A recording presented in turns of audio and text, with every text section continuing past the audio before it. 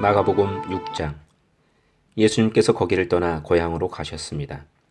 제자들도 예수님을 따라갔습니다. 안식일이 되자 예수님께서 회당에서 가르치기 시작하셨습니다. 많은 사람들이 예수님의 말씀을 듣고 놀라워하며 말했습니다. 이 사람이 어디서 이런 것을 얻었을까? 이 사람에게 있는 지혜는 어떤 것인가?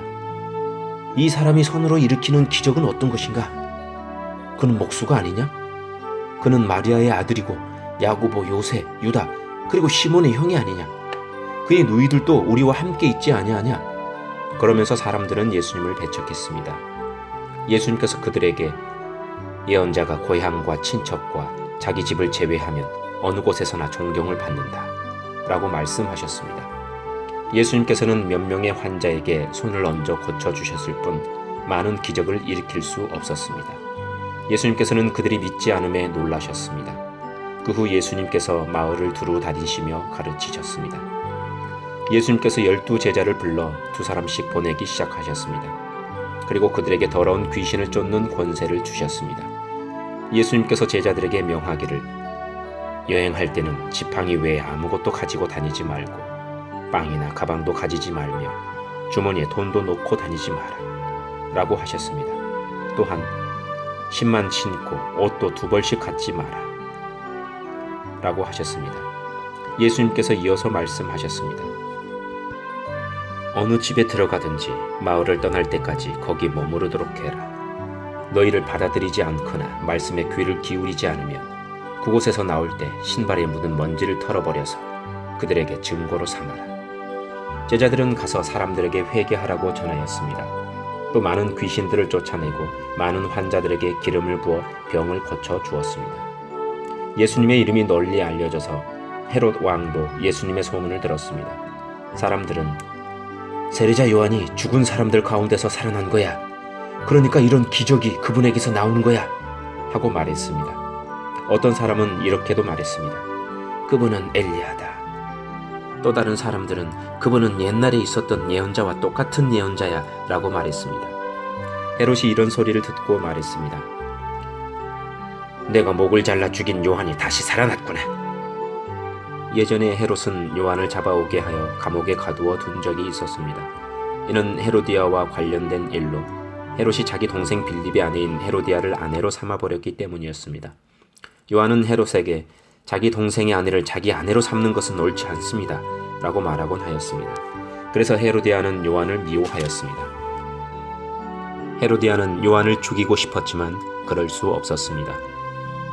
그것은 요한이 의롭고 거룩한 사람이라는 것을 아는 헤롯이 요한을 두려워했기 때문입니다. 그래서 요한을 살려두었습니다. 요한의 말이 듣기엔 괴로웠지만 그의 말을 즐겨 들었습니다. 그런데 요한을 죽일 수 있는 좋은 기회가 왔습니다. 자기 생일에 헤롯은 고관들과 천부장들, 갈릴리의 귀빈들을 초청해서 잔치를 베풀었습니다. 헤로디아의 딸이 춤을 추어서 헤롯과 잔치에 참여한 손님들을 즐겁게 해주었습니다. 그래서 헤롯 왕이 소녀에게 말했습니다. 내가 원하는 것을 말해라. 그러면 그것을 선물로 주겠다. 헤롯은 내가 무엇을 달라고 하든지 다 주겠다. 내 나라의 절반이라도 말이다. 하고 맹세하였습니다. 소녀는 자기 어머니에게 가서 무엇을 달라고 할까요? 하고 물었습니다. 그러자 어머니가 대답했습니다. 세례자 요한의 머리를 달라고 해라. 소녀는 즉시 왕에게 돌아가서 바로 이 자리에서 세례자 요한의 머리를 쟁반에 담아주세요 하고 요청했습니다. 왕은 매우 괴로웠지만 자기가 한 맹세 때문에 그리고 잔치에 참여한 손님들 때문에 소녀의 요청을 거절할 수 없었습니다. 왕은 곧바로 시위대 군인을 보내 요한의 머리를 가져오라고 했습니다. 군인은 가서 감옥에 있던 요한의 머리를 잘랐습니다. 그리고 쟁반에 담은 그의 머리를 가져와 소녀에게 주었고 소녀는 그것을 자기 어머니에게 가져다 주었습니다. 요한의 제자들이 이 소식을 듣고 가서 요한의 시체를 가져다가 무덤에 묻었습니다. 사도들이 예수님께로 돌아왔습니다. 그리고 자신들이 했던 일과 가르쳤던 것을 모두 예수님께 말씀드렸습니다. 예수님께서 말씀하셨습니다. 외딴 곳으로 따로 가서 잠시 쉬도록 하라. 이렇게 말씀하신 것은 오고 가는 사람들이 너무 많아 예수님과 사도들이 식사할 시간조차 없었기 때문입니다. 그래서 그들은 외딴 곳으로 배를 타고 갔습니다. 그러나 떠나는 모습을 보고 사람들이 그들인 줄 알아챘습니다. 그래서 사람들은 여러 성읍에서 길을 따라 함께 달려가서 그들보다 먼저 그곳에 이르렀습니다. 예수님께서 배에서 내리시며 많은 사람들을 보셨습니다. 예수님께서는 그들을 불쌍히 여기셨는데 그것은 그들이 마치 목자 없는 양과 같았기 때문입니다. 예수님께서는 그들에게 많은 것을 가르쳐 주셨습니다. 이미 날이 저물었습니다. 제자들이 예수님께 와서 말했습니다. 이곳은 빈들이고 시간도 너무 늦었습니다. 그러니 사람들을 보내어 근처에 있는 농가나 마을에 가서 먹을 것을 사 먹게 하는 것이 좋겠습니다. 그러나 예수님께서 대답하셨습니다. 너희가 먹을 것을 주어라. 그들이 예수님께 말했습니다. 그러면 우리가 가서 200데나리온 어치의 빵을 사서 먹이라는 말씀이십니까? 예수님께서 그들에게 물으셨습니다. 너희가 가진 빵이 얼마나 되는지 가서 알아보아라. 그들이 알아보고 나서 말했습니다. 빵 5개와 생선 2마리가 있습니다. 예수님께서 사람들에게 무리를 지어서 풀밭에 앉으라고 하셨습니다. 사람들은 100명 혹은 50명씩 떼를 지어 앉았습니다. 예수님께서 빵 5개와 생선 2마리를 들고 하늘을 우러러 보시며 감사 기도를 드리셨습니다. 그리고 제자들에게 빵을 떼어서 나누어 주도록 했습니다. 그리고 생선 2마리도 나누어 주셨습니다.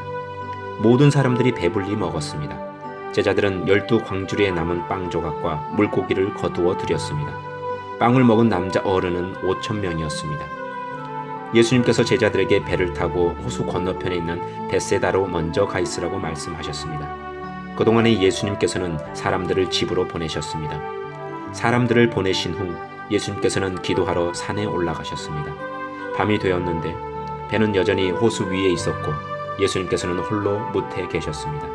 바람이 불어와 제자들이 노를 젓느라고 애를 쓰고 있었습니다. 이 모습을 보시고 예수님께서 새벽 3시에서 6시 사이에 호수 위를 걸어오셨습니다. 그리고 제자들을 지나쳐 가시려고 하셨습니다. 제자들이 예수님께서 호수 위를 걸으시는 것을 보고 유령이라고 생각하여 비명을 질렀습니다. 그것은 그들이 모두 예수님을 보고 무서워했기 때문입니다. 예수님께서 즉시 그들에게 말씀하셨습니다. 안심해라. 나다. 두려워하지 마라. 예수님께서 배에 오르시자 바람이 가라앉았습니다. 그래서 제자들은 크게 놀랐습니다. 그것은 제자들이 빵의 기적을 보고도 아직 깨닫지 못하고 마음이 굳어져 있었기 때문입니다. 예수님과 제자들이 호수를 건너 게네사렛이라는 곳에 도착하였습니다. 그리고 거기서 닻을 내렸습니다. 그들이 배에서 내리자 사람들이 예수님을 즉시 알아보았습니다.